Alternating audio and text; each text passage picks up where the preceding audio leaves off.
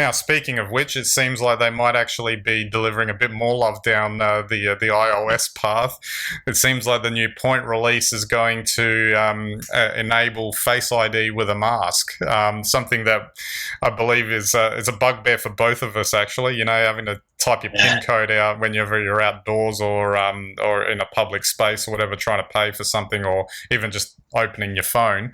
It's curious. I'm not surprised that they're doing this, because there've been occasions in the past where Apple's responded to specific, I don't know if you want to call them criticisms, maybe feedback on what might work, and they've actually whether you want to call it swallow their pride or whatever, or figure out a solution for it.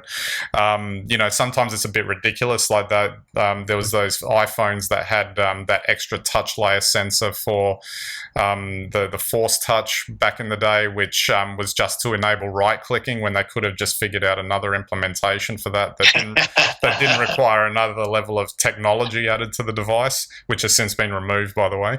But this is probably a good thing. I mean, the only coverage that I've seen coming out of this is that it stands to reason that if your iPhone is scanning your face and your mask is covering up half your face, that it's going to have to rely on the parts that it can see. So in theory, it might not be quite as secure, because it's effectively only going to be looking at the top half of your face that it can see. But if they're able to implement it, then it's still handy, I would think. You don't think they could just put a fingerprint sensor back on the phone?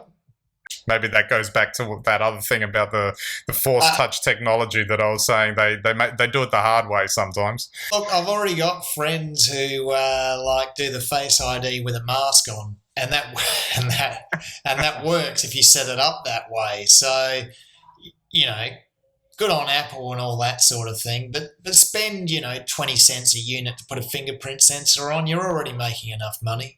Oh, but you know how it is. It has to be perfect in its implementation. Yeah. Well, I tell you what, there's a few little things in Apple's perfection which just aren't there. And, while they make great products still, it's little things like that so they can make an extra dollar on 100 million units. And, that's not insignificant. So maybe I understand it. But, if they want perfect, jam a USB-C port in the iPhone as well. Exactly. And maybe before we move on, it would probably be prudent to say that if Steve Jobs was inconvenienced by a face mask, that fingerprint sensor would have made it onto the phone quick smart.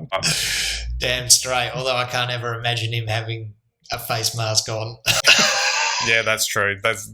Very true. Very true.